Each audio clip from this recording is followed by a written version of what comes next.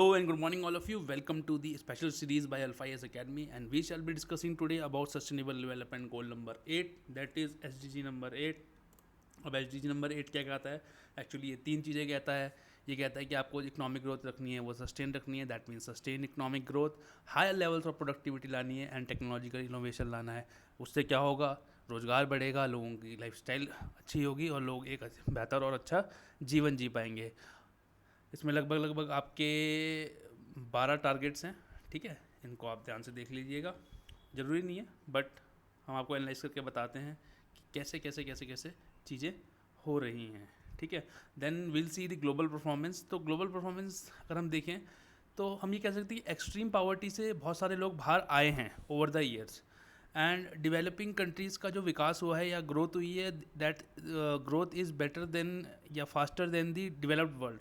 But हमें हमेशा ये बात समझनी होगी कि हमारी 8% ग्रोथ और यूएस की 2% ग्रोथ ऑलमोस्ट बराबर है, क्योंकि उनका जो बेस है वो इतना बड़ा है कि उसका 2% ही हमारे 8% से बहुत बड़ा है. ठीक है, तो हमेशा ये ध्यान रखना होता है. तो we should not be very happy about some things, but rather than we should be working on things to make it happen and improve it. दस डेवलपिंग कंट्रीज़ में भी जो बहुत पुअर पीपल थे, अब जो मिडिल क्लास है वो सबसे बड़ा ब्रैकेट बनाती है. इंडिया में भी यही है कि जो मिडिल क्लास है वो सबसे बड़ा ब्रैकेट बनाती है. The most of the population is in the middle bracket और the middle class. In fact the global economic continues to recover. We are seeing slower growth and widening inequalities, है ना. Widening inequalities in term many terms, that the women participation has fallen.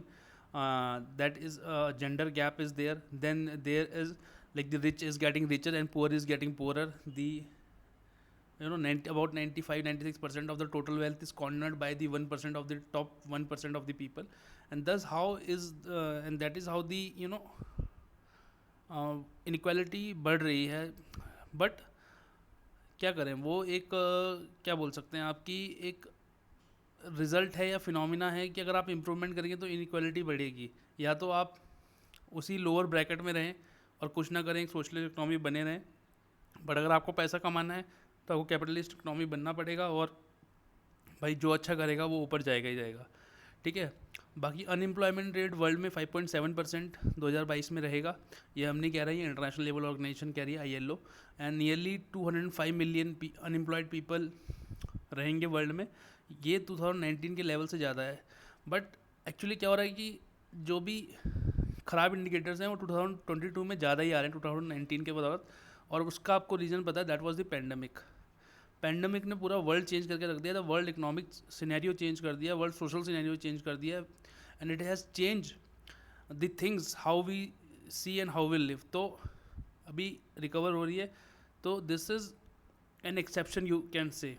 ठीक है, बाकी अगर हम poverty की बात करें तो वो 700 million workers lived in extreme और moderate poverty in 2018, which is less than, वो मतलब $3.20 पर डे. जो इससे नीचे जो कमाता है उसे वो पावर्टी मानते हैं. The number has increase sharply, as I told you, that due to pandemic, and over a quarter of the billion, that is 1/4 of a billion people will be pushed into poverty in 2022. And this is not said by her, this is said by the report published by Oxfam. Then labor force participation of women has gone abysmally low. uh, in fact it was 51.44%. Labour force participation rate देखो गड़ा है, but women employability बढ़ी है. तो 2021 में 41.25 थी और 2022 में 51.44 है.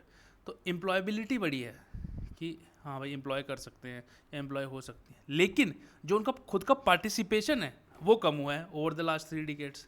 तो ये याद रखना. मैंने आपसे कहा ना कि ये याद रखना कि वुमेन एम्प्लॉयबिलिटी बढ़ी है, बट वुमेन का जो लेबर फोर्स पार्टिसिपेशन रेट है या उनका जो पार्टिसिपेशन रेट है, that has fallen over the last 3 decades. In fact women participation in the labor force stood at 48% in 2018 compared with 75% for the male. Then informal sector एक बहुत बड़ी problem है हमारे देश में, क्या वर्ल्ड में ही, क्योंकि ये जो इनफॉर्मल सेक्टर में काम करते हैं ये आ नहीं पाते, मतलब डॉक्यूमेंट नहीं हो पाते हैं, जिसकी वजह से इन्हें सरकारी योजनाओं का लाभ नहीं मिल पाता है, या they doesn't enjoy the things which are made for them, है ना. तो the ILO estimates that about 2 billion workers or over 60% of the world's adult labor force operate in informal sector. देखो अभी भी मतलब 10 में से 6 लोग informal sector में ही हैं, and that is not talking about India, but that is we were talking about globally. Then let's see the Indian performance. HDG 8 में देखो ये सदर्न स्टेट्स फिर फ्रंट रनर है, north eastern and central India ने almost ठीक perform किया, but aspirants मतलब जो ख़राब परफॉर्म कर रहे हैं, and this is Jammu and Kashmir, Nagaland, Manipur and Orissa. Now ये मतलब थोड़ा सा इसमें जम्मू एंड कश्मीर थोड़ा सा आपको जोड़ दे सकता है कि यार जम्मू एंड कश्मीर तो ठीक है, but in the HDG number 8 it is not performing well. दस इंडिया की लेबर फोर्स कितनी है? 510 मिलियन. 12.8 मिलियन लोग हर साल जॉब मार्केट में आ रहे हैं, और इतनी जॉब है नहीं, believe me. 20.7% of the employed adolescents are engaged in hazardous work. देखो कुछ लोगों को मजबूरी में लगभग 20% लोगों को हैजार्डस वर्क करना पड़ रहा है. More than 10 million children are employed in some form of labour which is against the constitution as well as the law. Then 12 to 15 million estimated annual demand for employment in India, which can be generated only we go at a certain pace of growth. Then 6.9% is the total unemployment rate, and 24% is the declining female force participation rate. That is abysmally low. Only 24% of the women are participating in work, which should be 100. We shall see why. If that is 100, what will happen? Magic will happen, don't worry. ठीक है, तो national level पे growth नापने के लिए हमने different indicators बना रखे हैं. सबसे पहला इंडिकेटर है per capita GDP growth rate, जो कि 5.1% था at the constant GDP per capita at the constant prices. उसका बेस लिया हमने 2011-12 2011-12. ठीक है. Ease of doing business report कौन निकालता है? वर्ल्ड बैंक निकालता है. इसमें एक चीज़ होती है DTF, याद रखना, distance to frontier. Distance to frontier क्या होता है कि भाई ये एक कंट्री है A, ये बहुत अच्छा परफॉर्म कर रही है, और ये कंट्री है I, मान लिया इंडिया, तो इंडिया को A पहुंचने में कितना डिस्टेंस लगेगा या कितना पीछे है, उसको DTF बोलते हैं सर. तो इंडिया का DTF है 71, नॉट वेरी गुड. ठीक है. Then unemployment rate CMIE, that is centre for monitoring Indian economy, कहती है कि unemployment rate in India is 8.10% in 2022. That means about out of 100, 8 people are unemployed, who of course who can do work and they are not doing work, or they are not able to get work. Then labor force participation rate is at 53.6%. then coverage of social security benefits, non-agriculture sector में around 52% of the regular wage salaried employees do not have any social security benefits.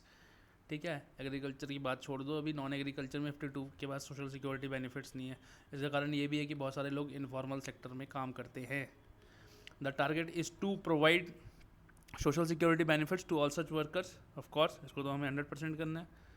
देखो बात छोटी नहीं करनी कभी भी, बात हमेशा बड़ी करो और उसे अचीव करो. नो स्टेट और union territory has achieve this target. देखो मस्त बात है ये तो. Then house hold with a bank account, of course के लिए प्रधानमंत्री जनधन योजना लाई गई थी, और उसने बहुत अच्छा परफॉर्म भी किया. ऐसा जरूरी नहीं है कि आप हर चीज़ के लिए, हर बात के लिए सरकार को कुछ कहें या गलत कहें. 99.99% टारगेटेड हाउस होल्ड्स के पास आज एक बैंक अकाउंट है एज ऑफ 2020 में. ठीक है, तो ये बहुत अच्छी बात है. नाउ SDG नंबर 8 क्यों इंपॉर्टेंट है? क्योंकि that is critical to fulfilling our international development targets over the next 10 years. Then economic growth तो बहुत ज़रूरी है, is extricably link to our all others priorities. जब पैसा होता है ना जेब में, भाई पैसा ही सब कुछ नहीं है, लेकिन पैसे के बिना भी कुछ नहीं है. तो पैसा जब होता है तो आदमी घूमता भी है, पिक्चर भी देखने जाता है, मज़े भी करता है, पार्टी भी करता है, काम भी करता है. जब यही नहीं होता ना तो ये सब चीज़ें ख़त्म हो जाएंगी. तो जब ये चीज़ें ख़त्म हो जाएंगी तो देखो कितना इकनॉमी ख़त्म हो जाएगा. ठीक है. Then stronger economics will afford us more opportunity to build a more resilient and sustainable world. ठीक है. एक strong and robust business जैसे ही अच्छे लोगों को एम्प्लॉयमेंट दे सकता है, एक लंबे समय तक के लिए एम्प्लॉयमेंट दे सकता है, वैसे ही स्ट्रॉन्गर इकनॉमीज बहुत ज़रूरी हैं. ये जो प्रॉब्लम्स आई है SDG 8 में, इसको हम कैसे इससे निपट सकते हैं, एड्रेस कर सकते हैं? तो सबसे पहली बात है कि economic growth must be inclusive. ये सबका साथ सबका विकास. सबका साथ सबका विकास, ठीक है। सबको साथ लेके चलना है, जो वनरेबल हैं, वुमेंस हैं या marginal section of the society है, उन सबको साथ लेके चलना है। इंक्लूसिव होना चाहिए, ये नहीं कि इनइक्वालिटी हो, ठीक है। Then sustainable and formal job creation होनी चाहिए, इनफॉर्मल सेक्टर से लोगों को बाहर निकालना है। तभी देखो, तभी तो आप उनके बारे में कुछ बना पाओगे, उन तक चीज़ें पहुंचा पाओगे। उसके लिए क्या है कि आप स्टेबल और वेल पेड जॉब्स क्रिएट करें, ठीक है। रिफॉर्म्स इन एग्रीकल्चर सेक्टर, ये तो बहुत ही इंपॉर्टेंट है इंडिया के लिए, बिकॉज इंडिया की almost more than half of the population is working in agriculture sector, and now we need to reform our agriculture sector. And in fact I have time and again said that the 3 farm laws were very important in that way, ठीक है। लोगों को अच्छा नहीं लगा, and this is democracy and that is and their opinion is also respected in all way and matters, but you know that is the thing we need. अभी ज़रूरत हो गई है कि इम्प्रूव करें। उसके लिए क्या है कि हाई वैल्यूज़ कमोडिटीज़ में हम लगाएं। भाई ऐसा नहीं कि गेहूँ और धान ही आप उगा रहे हैं, ठीक है। ओवर द टाइम हमें हाई वैल्यू कमोडिटीज़ को भी ध्यान देना है। Then reforming agriculture marketing policies, है ना, मार्केट इंटरवेंशन चाहिए, थोड़ा मार्केट डिटर्मिनेशन ऑफ प्राइस होना चाहिए। उससे कुछ लोगों को नुकसान होगा, लेकिन कुछ लोगों को, बहुत सारे लोगों को फ़ायदा भी होगा। आपको लिंकेज बढ़ानी है, जो आपकी सप्लाई चेन है उसको स्ट्रेंथन करना है, एग्री बिजनेस बनाना है, ठीक है। अब एडटेक है, ये है वो है, एग्री टेक भी बहुत बड़ा बिजनेस बन जाएगा थोड़े दिनों में, ठीक है। एग्री स्टार्टअप्स आ जाएंगे, ठीक है। वो सब यार देखो, टाइम के अकॉर्डिंग अगर आप चेंज नहीं करोगे तो आप पीछे रह जाओगे, ठीक है। तो उसके लिए, इन सब के लिए क्या है, गवर्नमेंट इंटरवेंशन ज़्यादा ज़रूरी है। फिर वुमेन का पार्टिसिपेशन बढ़ा के क्या होगा, मैंने आपको बताया था। हम नहीं बोल रहे, मैकेंसी ग्लोबल इंस्टीट्यूट की एक रिपोर्ट आई 2015 में, तो उन्होंने बोला था कि if India increases is female labour force participation rate by 10 percentage points by 2025, its GDP could rise as much as 16% as compared to the business as usual scenario। देखो कितना इंपॉर्टेंट है हमारी महिलाओं या हमारी बहनों को, आपको इस स्ट्रीम में लाना, उनको प्रमोट करना कि आप जॉब करें। और उसके लिए यार देखो, एक सामंजस्य या एक कोऑर्डिनेशन की ज़रूरत होती है, एक आपसी सहमति समझ की ज़रूरत होती है। उनको भी हेल्प चाहिए होती है। आप उनसे एक वो समझो कि वो सिर्फ चाइल्ड बियरिंग प्रैक्टिसेस के लिए हैं या आपके हाउस होल्ड वर्क्स के लिए हैं, तो that kind of mentality will not work in coming days, believe मी।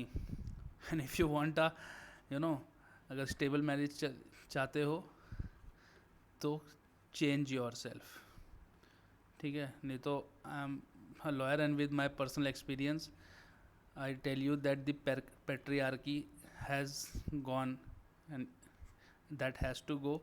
और बहुत ज़रूरी है आप उस चीज़ को छोड़ दें और ये जो नई थिंकिंग है या प्रोग्रेसिव थिंकिंग से अपनाएं। ग्रीन इकनॉमी बहुत सारे जॉब्स क्रिएट करेगी, ठीक है, और उसको हमें कैश करना बहुत ज़रूरी है। Circular economy is gaining increasing attention as a strategy for long term prosperity and sustainability.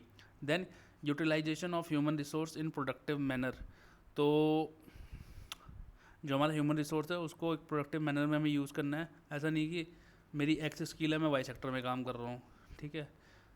तो जिसको जहाँ जो जिसके लिए बना है भाई, कॉलिंग फाइंड आउट करो और वहाँ काम करो। उसके लिए क्या क्या पॉलिसी बनानी पड़ेगी, जल्दी जल्दी लोगों को मोटिवेट करना पड़ेगा।